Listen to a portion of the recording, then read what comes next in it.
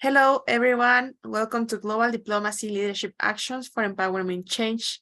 And today, our webinar is very interesting because we have an expert about diplomatic field.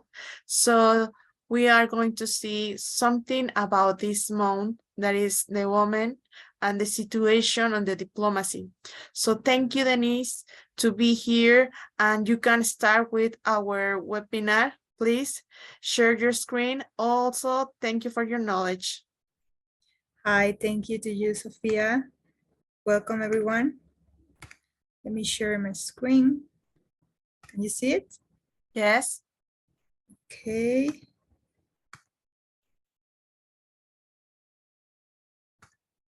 Okay, let's start. Today's topic will be women on the diplomatic field.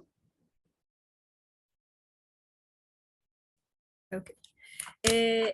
Today's agenda will be of 5 topics. The first one is going to be women's human rights and international treaties. Second one, women on international organizations. 3 is women in politics. The fourth one is women and the SDGs. And the fifth topic, it's going to be about international recommendations. As a brief introduction, I'm going to say that we are facing multiple challenges all around the world, such as climate change, food crisis, food security crisis, energy crisis, economic crisis, the rising living cost crisis, all the interchanging geopolitical environment, health crisis, and therefore, more than ever, we need women in international organizations to promote transparency on its decision-making process. And also we need women that have access to the negotiations and representativeness in benefits of all the human kind. Okay. So first, we're going to talk about women, human rights, and the international treaties. The main international treaty is the Universal Declaration of Human Rights. It was written back in 1948, and it was translated into 500 languages. It was inspired and inspire the creation of other 70 human rights treaties that are applied today, both globally and regionally, referring to the preambles and the structure of this international document. And among the women who gave life to this international important document are these women. We have first Eleanor Roosevelt, Hansa Mehta, Minerva Bernardino, Begum Chaista, Bodil Vetgrup, Marie-Hélène, Evdokia Uralova, Lakshmi Menon.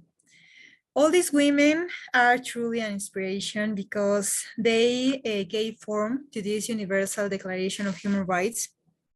And each and every one of these women have contributed to something in this Universal Declaration. For instance, Hansa Mehta credited the changing phrase all men are born free and equal to all human beings are born free and equal. This impacts directly the first article of the Universal Declaration of Human Rights. And also we have Minerva Bernardino. She was from Dominican Republic, and she impacted also the preamble of this Universal Declaration, saying that she wanted to deliberate and fought for these equal rights for women and men. Also, we have Begum Chaista. She demanded from Pakistan, she demanded the equal rights in marriage. And this was derived on other human rights, such as eliminate child and forced marriage in the world. Also, we have Bodil Vetgrup. She promoted changing the phrases all men to all or every person. This changed the entire document and also the other human rights treatments that we have around the world. Also, we have Mary Ellen. She was just an incredible woman. She supported the inclusion of non-discrimination based on sex. This impacted directly in the article number 2 of the Universal Declaration. Also, we have Evdokia Uralova. She was from Belarus. She fought for equal pay for women and men. This means everyone has the right to equal pay for equal job. So this is very important and is contained in the Article 23 of this Universal Declaration. And we have Lakshmi Menon. She openly defended the universality of human rights. In other words, the Universal Declaration of Human Rights was positively impacted by ideas of feminist women who work for the promotion of women's rights as well as men, because as we could observe during the development of this international document, some articles were proposed in this inclusive drafting by these women. I'm talking about the preamble and equal rights, and specifically the articles 1, 2, 16, and 23, where each wording allowed the full incorporation of inclusive terms for the sake of humanity. For me, it's truly inspiring, and see all these incredible women changing the destiny of millions of women and men also all around the world by including all the minority groups and vulnerable groups in this entire document. And I have to say, it opened the doors to human rights in its entirety. Okay, next topic. Yeah. So for instance, we can say that the women have a long story of human rights, and even today we reflect it in this global world, right? Absolutely, yes. It has an immediate impact in today's agenda on human rights, on international human treaties, and also international treaties, and also it has an impact on our political agenda, international agenda, in the international organizations, institutions, nationally, locally, globally. And for me, it's just for me and for all women, it has to be this inspiring action to do it and continue the work today.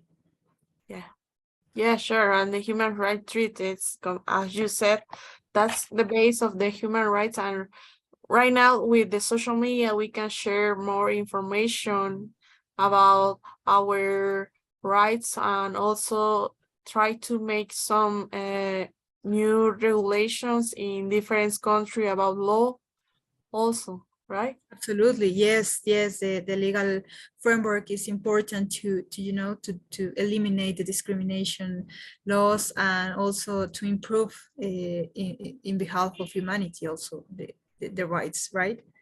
Yes. So continue to share us your knowledge, please. Absolutely. Saying that, we continue with the human rights in the treaties. Derived from the Universal Declaration of Human Rights, we have 9 other human rights treaties, but we will briefly analyze them related with women's rights. First is the International Convention of the Elimination of All Forms of Racial Discrimination. It was wrote in 1965, and it has many important parts of women's rights. We have preamble. In the preamble, we have that the promotion of the universal respect of all human rights and without any distinction as to sex. So here is the first, after the Human Rights Universal Declaration, the first international treaty who express the universal respect of all human rights. And well, the Article 1 and 5 are very important because they allow us to understand the term racial discrimination. and also that shall mean any distinction, exclusion, restriction, or preference based on race, color, descendant, national, or ethnic origin that has the purpose of nullifying or impairing the recognition of human rights. And the Article 5 that for the first time expressed the word equal suffrage. We have to remember the movement that we had in these years, 1965, and it started, these revolutionary ideas of women be part of the vote, and also to spread this word all around the world. And we have movements in Mexico, in Europe, in North America, in Asia, where we can see this important article coming through life and to be applied. Yes, sure. Yeah, And also the discrimination is seems even in the diplomacy, especially in Africa countries or countries with a few political freedoms, right? absolutely. Yes. And actually we can see through this treaty all the terms of equality that it's developed in this treaty. And definitely in Africa, it was also impacted by this term equal suffrage. The second international treaty is International Covenant on Civil and Political Rights. It develops the following rights and freedoms, such as equal enjoyment of the civil and political rights for women and men. And regarding the right to marry, the Article 3 is very clear. Men and women have the right to marry at a legal age. And this international covenant is very important because it's legally binding. It has a human rights committee. It is established in the Article 28 and monitors its implementation. And also has two protocols. The first is optional and the second two is optional. And the first established the individual mechanism for denouncing the covenant. And also the second promotes the abolition of the death penalty. So the third international treaty is International Covenant of Economic, Social, and Cultural Rights. It was written back in 1966 and established the right of women and men to enjoy all the economic, social, and cultural rights, and provides in certain paragraphs the right to fair and equal pay for work or equal value. This is important because it's, it's related with what we were talking about, the Universal Declaration, that emphasize the working conditions of the women that has to be equal in pay for the equal job that do a man or a women. But also it emphasized the working conditions of not inferior of those of men with equal pay or for equal work. So here is like an achievement of the Universal Declaration of these women that make that contribution, a special contribution. Yes, and also we have a question that said, what is your opinion of women's rights in politics and especially in economic growth? Okay. Definitely, we will continue with this presentation, and at the end, we will go back to the section of question and answers to just finish all this, but I will do it later. The International Treaty number 4 is a convention on the elimination of all forms of discrimination against women. This convention promotes the dignity and worth of women and their equality with the rights of men. This means that, the article, but we have to make a parenthesis here because the main reason to create this important convention is two reasons. The first one is that women continue to be subject of significant discrimination. And the second reason is in poverty, women have minimal access to food, health, education, training, and employment opportunities, as well as the satisfaction of other needs. So reminding these two main reasons to create this convention, through the convention, we can see the rights of women, specifically in certain spheres. And well, let's go to it. Article 1 provides the term discrimination against women. And this is important because shall mean any distinction based on the sex. The second article is the principle of equality of men and women. The Article 5 is important because it helps us to eliminate prejudices and also this idea of superiority or inferiority or regardless the sex. So it's important to have in mind to eliminate the prejudice. And also we have these legislative measures to suppress all forms of trafficking women and exploitation of prostitution women. Also, we have to eliminate the discrimination against women in the political life. And it is important here, the article number 8, because it talks, well, it established the right of all the women to have the opportunity to represent their governments internationally. And this is the, digamos, this is the article that constitutes the international legal binding and basis of the work of women in various international organizations and specialized agencies of the UN system. So we can participate in the work of international organizations. Also, we have the right of equality with men in the field of education. We have the rights at work. We have the rights to equal access to healthcare services. And also, here is another important article, number 13, that we have the right to obtain financial credit. This is a way of economic inclusion. And it is important nowadays because we all women work and we need to sustain our entrepreneurial jobs or you know, to pay all the bills. And this is like the basis of economic inclusion of women worldwide. Also, we have the right of women in rural areas. For me, it's also another important article because women in rural areas, it doesn't keep only to be part of a rural environment. It goes beyond and tries to include women in all the rural plans. So in the planification of these areas, it is important to include women. And also we have this committee that it was established in this convention to review the progress of the advance and implementation of this international treaty worldwide.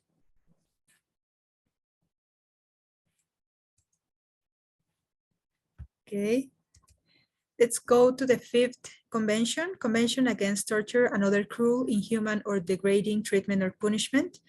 For me, it was not, it has not like a distinction between women and men. So it was very general. So I rather prefer to leave it that way, but I just want to mention it. And let's go to the 6th convention, that is the rights of the child. This was written back in 1989. And well, it through its structure, we can see the best interest of the child. It's contemplated, and also many rights. For instance, the right to life, the right to have a name, a nationality, freedom of expression, an adequate standard of living. And also we have an important observation, the translation, for instance, to Spanish, tends to exclude girls because it only talks about boys. So it is important to have in these translations, in legal research and work, to add women and men, I mean, child and with both sexes. Wow, that is an interesting point.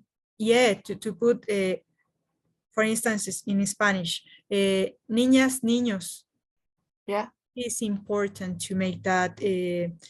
Inclusion of women, of gender, of course.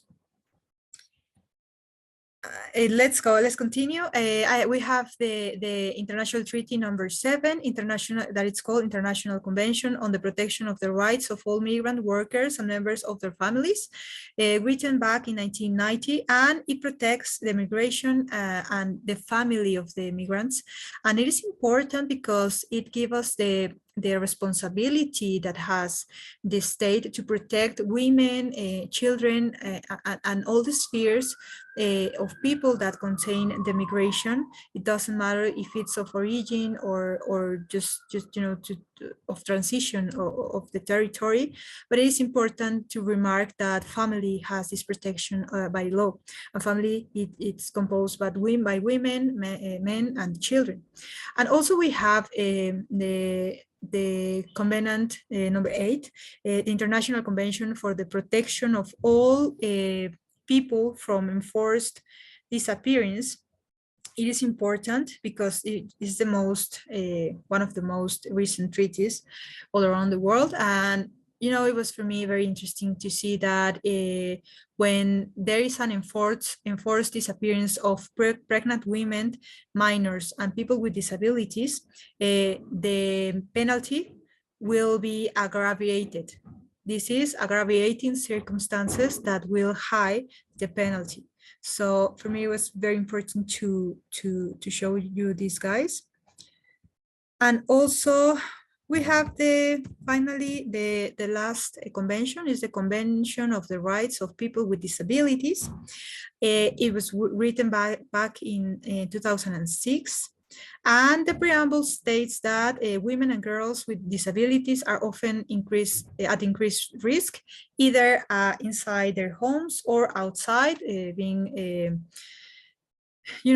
held of violence, injury, or abuse, or neglect actions, or maltreatment or exploitation. So it's important to have this convention because it allows to protect a more wide range of people, of women, whether if it's a child, or adolescent, a young adult, an adult, or an elderly women. And one of the principles of this convention is the equality between men and women. And the Article 6 explicitly recognizes women and disabilities, and also Article 7 recognizes the girls and disabilities. It is very important to clarify that because people with disabilities, in particular women, need to be included in all spheres, and elderly women need to be included in social protection programs and in reduction of poverty strategy, in poverty reduction strategies. So till here we have the international human rights and international treaties. Do you have any question? Well, any comments, Sofia? Yes, we have for the first part because this webinar is in 2 parts. So in our first part, we have 2 questions. So let me read them, please. Yes. So the question was, what is your opinion on women's rights in politics and especially in economic growth? Okay. Okay. My opinion in politics is that we need to be included in economics and in politics. It all goes combined because women in politics, we can make a huge effort to be part of the economic agenda and political agenda, and we can create programs and also stop these discrimination laws and also stop these discrimination spheres where women are only told by what they are being told to do.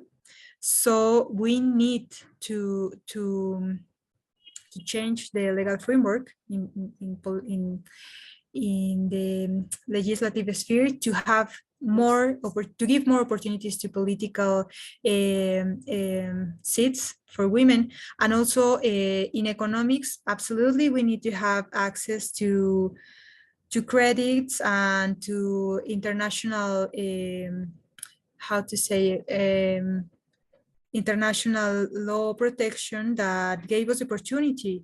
It doesn't matter if we are in urban areas, rural areas, or if we are, in certain age, elderly, young, I mean, as long as we are legal, we should have access to these microcredits to start our startups, and also to pay our bills, and to pay our education, and also to pay our, to Yeah. sustain our family. So it is important to be included, and all that starts with first being conscious that we stop the prejudice of women against women, and also helping each other. I mean, we're part of the same world, and Yes, of as course. we saw, absolutely, and as we saw in the Universal Declaration of Human Rights, these women's impact not only the lives of men, but also of women, but also of men. I mean, minorities should be included in that credits, and also in politics and economics. So I mean, we want a better humankind, right? So we have to participate all, including civil society. So for me, it is important, the word inclusion. Yes, and I think so that you already answered another question that was, how can we improve women's comfort in participating in diplomacy? Absolutely. How can we improve? Yeah, can we improve just by, as I say, helping each other, changing the laws, including all the women, and breaking these stereotypes that women only work in certain fields. And we want to see more women in diplomacy, in the Yeah. security member council. Yeah, I see that a lot of question is very similar. The other question was, what can women do? What can women do to help each other? So at the end of the day, this question is about how we can improve our relations between woman to woman, woman to woman. So different countries across the social media, the internet, or Absolutely. also across to our NGO global diplomacy, that we have different programs to help different situations also from women, that we can improve our values about the relation and the co-working and networking together, right? Right, absolutely. Like the worst enemy of a woman doesn't have to be a woman. We have to change that. Yeah. So now we have more questions, but we already finished the first part of this excellent webinar. So thank you to watch us to this first part of the webinar. So see you to the next video to continue to the second part. So anyone want to add?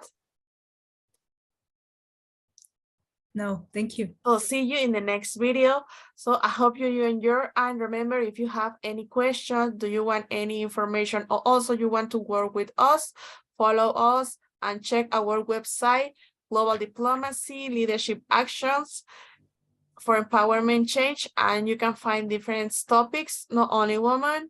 So there is a very huge part for your support and to share our knowledge to help each other. Have our specialists tell us that we need to start to improve our skills, like how we work together as a woman, right? Absolutely. Yes. So Thank see you you. in the next video. Thank you so much.